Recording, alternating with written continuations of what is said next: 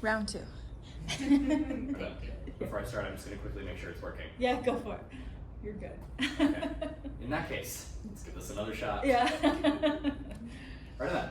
So, I did my topic on reformatting the Kardashev scale. There may be some questions about what the Kardashev scale is, and I'll cover that in just a moment. But first, I'd like to talk to you about what I'm actually going to be covering today. First of all, I'm going to be covering the background information on how all of this works. Then I'm going to be covering the method that I use to make my edits to the Kardashev scale. Then I'm going to go through my analysis of my results, and then go through my conclusions and implications on this topic. First of all, some background information. So let's start with how I reached my question. I started off by laying out my ideas within a notebook and eliminating them one by one based off of what I found the most interesting. Some other ideas that I came across were ideas like nuclear fusion research and energy within the US. However, I found that this one would be the most interesting for me to research, as when I was researching through the field, I found that it did not have an easily accessible answer and was inconclusive across the field with minimal research into it. As such, this allowed me to find my gap. But before I can talk about my gap, I should first explain what the Kardashev scale is. The Kardashev scale is a scale developed in 1961 by Nikolai Kardashev. It is a theoretical scale used to define the advancement of any alien civilization based off the amount of energy they use and produce. For instance, a Type 1 civilization would be able to use all of the energy availability of its home planet, a Type 2 of its home star system, and a Type 3 of its home galaxy. While these are the three original main levels of the scale, there are others outside of this that were published by other authors and Kardashev himself later on, although these are significantly more theoretical and not based on as much hard data, such as the amount of energy that these systems could theoretically produce. The item on the right is a description of what is known as a Dyson sphere, which is a large spherical object or swarm of smaller objects around a star. This sphere or swarm is used to encapsulate the star and collect its energy. This is one such method that a Type 2 or Type 3 civilization could use to gather all of that potential energy, lending a better idea of how these civilizations would actually function with this advanced material. Now, this does lead me to my research question, which is, to what extent does efficiency in energy usage and production affect a civilization? But before I can go more into that, we have to discuss the gap, which is the efficiency inside of the Kardashev scale. In Kardashev's original paper, it was stated that efficiency played a negligible role in the development of these ETCs, which I will define in just a moment. When it came to this, the negligible result of that must be wrong, as we can see within our own lives and within our own civilization that efficiency does play a major role.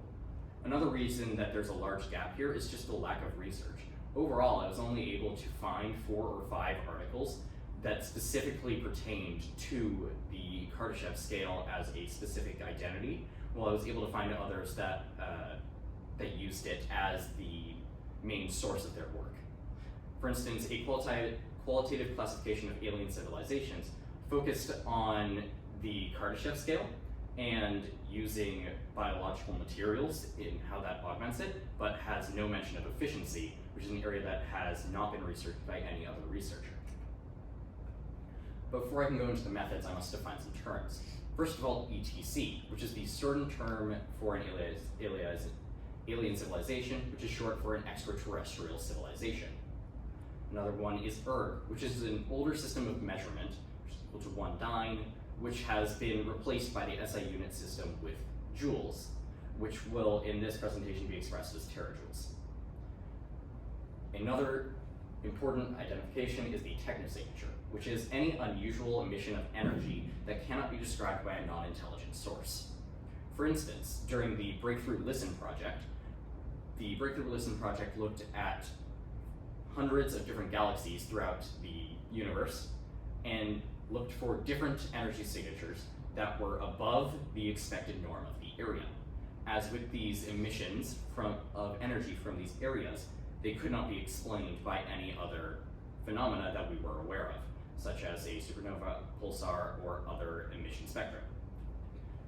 Another major important definition is efficiency change, which is the change in the amount of energy required to do some task over a prescribed amount of time, as defined within this presentation.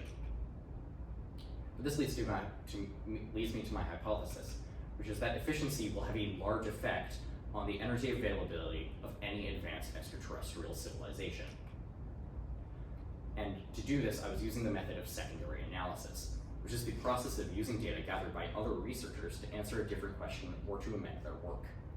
I was using this method, and I believe that it was best because any data that is already gathered is already purely theoretical and based off of the standards of what we know the energy production of the universe to be, as well as the fact that Kardashev in his original paper, the main gap here is that efficiency is specifically addressed as negligible, which I believe to be false, which can only be changed by looking at his paper specifically and doing secondary analysis upon it. So let's move into the method. The method begins by first discussing human efficiency, which are the metrics that I gathered from the EU Commission on Energy and the UN, based on how much humanity has changed in terms of efficiency over the years. From 2012 to 2022, efficiency increased by roughly 20%. This was largely influenced by COVID, as if you remove the end of that spectrum, it decreases to roughly 11.7%. Both of these numbers I ended up using in my equation, along with the maximum number proposed by the UN of roughly 40%. This changes over roughly the course of a decade, with the average efficiency change in there being that amount. So let's talk some of the initial values. First of all, we have the Type 1, Type 2, and Type 3 civilizations, with the Type 1 civilization in Kardashev's original paper being discussed as 4.0 E19 erg per second, which is roughly 4 with 19 zeros after it, erg per second, as well as 4.0 E33 and 4.0 E44. But in order to effectively use this today, as erg is no longer an accepted unit, we must convert it to terajoules. We can do this by taking these initial values, which are displayed on the previous slide, converting it to joules by multiplying it by 1e minus 7, and then converting it to terajoules by multiplying it by 1e minus 12, which significantly changes the amount of energy that is represented while maintaining the same amount of energy. Now that we have the initial values in terajoules, which comes out to 4.0 terajoules per second, 4.0 E12 terajoules per second, and 4.0 E25 terajoules per second, we can then use the efficiency change in order to find our actual level for any efficient civilization. Before I can go into that, we must quickly discuss the timescales that this is on. When we see the 4.0 terajoules per second, that is roughly the timescale we are on right now on Earth, at roughly 1 on the Kardashev scale, while we are currently at 0.78. The Type 2 is at roughly 3,200 years into the future, and the Type 3 is at roughly 5,800 years into the future. Now we must talk about how to make the variable change in efficiency, which is to take the initial value in terajoules per second, multiply it by the percentage change, and then repeat for all of the efficiency levels. So let's go through it. Let's say we have an initial data set sample value of 4.0 E44 erg. We first convert the previous value from ergs to joules by multiplying it by 1e minus 7. We then convert it from the value of joules to terajoules by multiplying it by 1e minus 12, which gives us 4e25 terajoules. We'll then convert to the final value by multiplying by the leftover percentage change, for example 20%. So by multiplying this by 0.8, we can decrease it by 20%, which gives us 3.825 terajoules, which would be the expected energy necessary to accomplish a similar task. So let's go through some graphs of how this actually shows how these civilizations advance. The graphs were made using a programming guide named Flourish, and organizing the data by year, allowing for a better description of how these civilizations will evolve.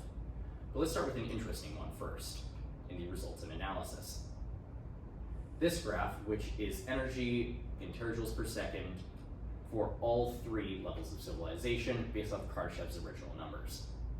As you can see, the difference between type 1 and type 3 is astounding. As with type 3 on the graph, you cannot even see type 2 or type 1. The difference in between the different levels of the scale are within 10 to 15 orders of magnitude, which significantly changes the amount of energy that is necessary, meaning that any change to that level and the amount of energy that they are producing and using will significantly affect their potential as a civilization. So let's next look at the energy efficiency for a type 1 civilization. As you can see, with no efficiency, they use significantly more energy to accomplish a singular task. Let's say that a computer today takes 600 watts, and in 20 years, it'll take 400 watts to do the same amount of work. That is what's being shown here. With a civilization at 40% efficiency, it can do the same amount of work with 40% less energy as compared to a civilization with no efficiency. One thing that is interesting within these graphs is that in between all of the different graphs for different civilizations, this one's for type 2 and for type 3, you see that the graphs appear near identical. The only difference being is that the difference between no efficiency and the other metrics increases exponentially, with the difference between no efficiency and 40% efficiency in a type 1 civilization being roughly 1.2 compared to the difference in efficiency in a type 3 civilization being more than 100 septillion. Meaning that efficiency over a large enough period of time significantly affects how these civilizations use their energy, which is especially relevant in this next graph, which focuses on how these civilizations would change over time. With over time, any civilization with greater efficiency requiring significantly less energy to do the same amount of work. While these graphs do demonstrate that, it is especially important to notice that any efficiency at all is significantly better than no efficiency. So even if you have an efficiency metric of 0.1 over the thousands of years that it takes to advance to the next level of civilization, that will have a significant effect. This can also be inversely viewed within this next graph, which shows that if you have 40% more efficiency, you effectively have access to 40% more energy and can do more with it. Now this leads me to my conclusions, as well as my implications. So let's talk through my limitations. Limitation 1 is that this is a theoretical work based off of the best approximate values that we can take. While they are taken as accurately as possible, it is impossible to account for the chaotic nature of reality. Limitation 2 is that we only have a sample size of 1, as any efficiency metric that we take must be taken from humanity, as we can only assume that other civilizations will function like ours.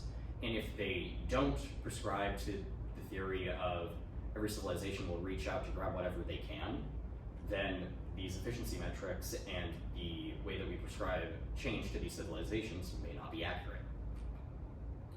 So let's talk specifically about what was found and how the hypothesis was answered. Based upon this study, implementing efficiency greatly affects the development energy usage of a civilization, with any civilization that is efficient having a significantly larger chance of succeeding within the universe. It didn't change on here. Alrighty then, so now let's go through the implications of this. First of all, one of them is that Kardashev is wrong. In his original paper, he states that it is unnecessary to include efficiency because it is a negligible effect. But as I have demonstrated here, that is false. When we include efficiency, it has a significant effect. And this is incredibly important to realize. And that even if the data that I've taken today is false, although it is likely not, we still must assume that Kardashev must include efficiency the next time around. This also allows for quicker searches. By now knowing the more accurate values, we can do searches like breakthrough listen for more accurate efficiency and energy metrics. This also allows us to better model civilizational expansion, as depending on efficiency metrics, civilizations will expand at different rates, which is interesting when compared to the paper that is Efficiency, Eternity in 6 Hours, which focuses on how civilizations expand. Let's now look into some further research. First of all, human efficiency. A better metric for how efficiency advances over time will aid significantly in making the results more accurate, as we can take, even if we have a sample size of 1, the longer that we demonstrate and look at that single sample size, we'll still be able to have a better metric of how civilizations will expand over time. Because if we had a good metric for how, say, cavemen at the dawn of human civilization worked, then we would have a better idea of how that changed over time to get to where we are now. We should also look. By using the data that we have now, we can do another study similar to Breakthrough Listen that will look for other civilizations that meet these qualifications. When Breakthrough Listen did their last search, they found only a few different areas that matched their qualifications of what could be an ECC, but upon human review, realized that none of them were. If we take our data from here and look at these same galaxies, we may find civilizations that meet these different ideas, and this could cost very little money. By implementing these new data sets, even $500 can make a major difference. So thank you for listening to me, and just remember this point. Efficiency is important in civilization.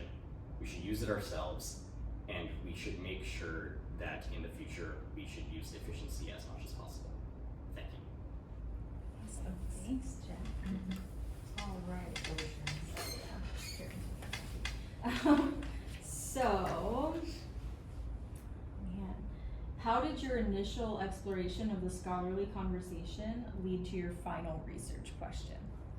When I was initially looking through the scholarly conversation, I was mostly looking at Kardashev's original paper, which when I was reading through it, it stated that efficiency was negligible, which I immediately felt was wrong, which brought me to look at this. It also aided me bringing to this question by looking at the other scholarly resources, which, as I stated earlier in my presentation, did not mention efficiency whatsoever. Awesome, thanks. How do your findings provide directions for future research in the field? My findings find direction for future research in the field, as when we look at the results from mine, it will allow other researchers, like the people who did Breakthrough Listen, to look for more accurate values for the potential energy of any one civilization they will look for. It will also aid researchers, like the people who did the Eternity in 6 Hours paper, make more accurate guesses about how they could potentially expand any civilization, allowing for better models of what we would predict our own expansion and others' expansion to look like. And how did you handle the uncertainty of the research process?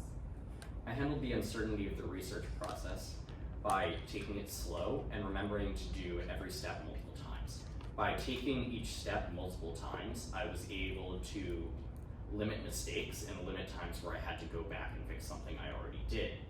While I was uncertain at first about how this process would develop, throughout it, I was able to take time and